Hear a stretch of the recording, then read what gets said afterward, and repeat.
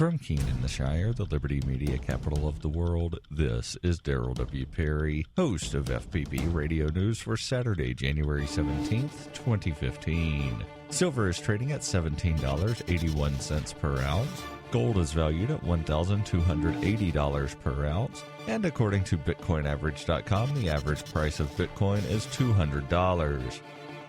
Antiwar.com reports the Drug Enforcement Agency was revealed to have conducted secret surveillance of Americans' phone calls overseas in an operation that was totally separate from the already published NSA program. The Justice Department revealed the secret database in a criminal case this week, saying the DEA had collected information about Americans who were making calls to certain countries that they'd linked to drug trafficking.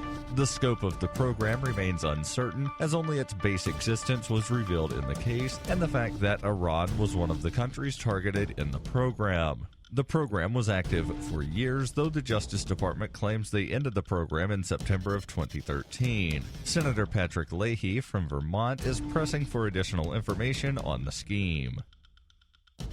For over 35 years, Roberts & Roberts has been a trusted source for buying and selling your investment-grade precious metals. They also take Bitcoin for precious metal purchases and permanently removed the minimum purchase order for all orders paid in the digital currency. Call Roberts & Roberts today for knowledgeable advice on investing and a forward-thinking approach to new technologies. 850-478-5270 or online at rrbi.co.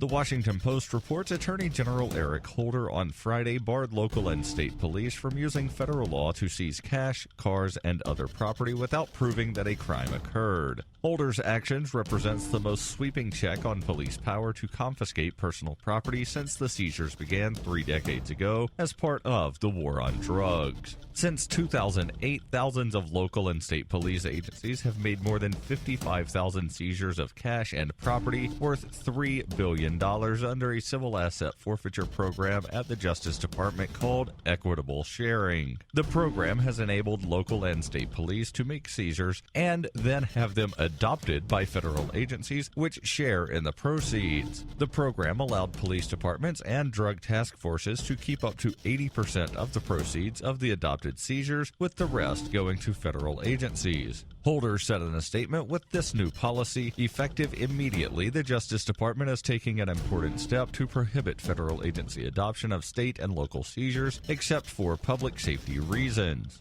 Holder's decision allows some limited exceptions, including illegal firearms, ammunition, explosives, and property associated with child pornography, a small fraction of the total. This would eliminate virtually all cash and vehicle seizures made by local and state police from the federal program.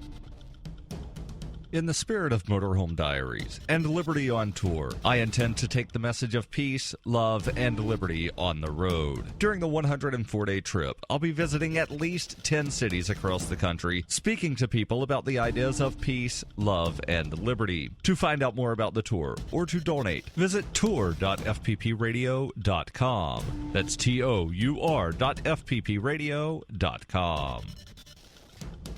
Reuters reports the U.S. Supreme Court on Friday agreed to decide whether states can ban gay marriage, delving into a contentious social issue in what will be the most anticipated ruling of the year. The court, in a brief order, said it would hear cases concerning marriage restrictions in Michigan, Kentucky, Ohio, and Tennessee. The ruling, due by the end of June, will determine whether 14 remaining state bans will be struck down. The court said it will decide 2 questions: whether states must allow same-sex couples to marry, and whether states must recognize same-sex marriages that take place out of state. The court will hear an extended 2.5 hours of oral arguments in April.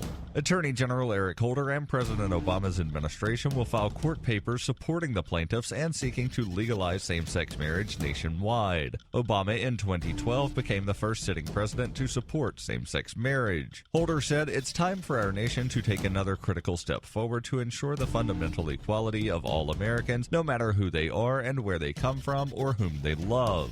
Most of the states that are defending state bans had, like the gay rights advocates, urged the High Court to take up the issue in order to resolve the legal uncertainty. This has been FPP Radio News, online at fppradio.com.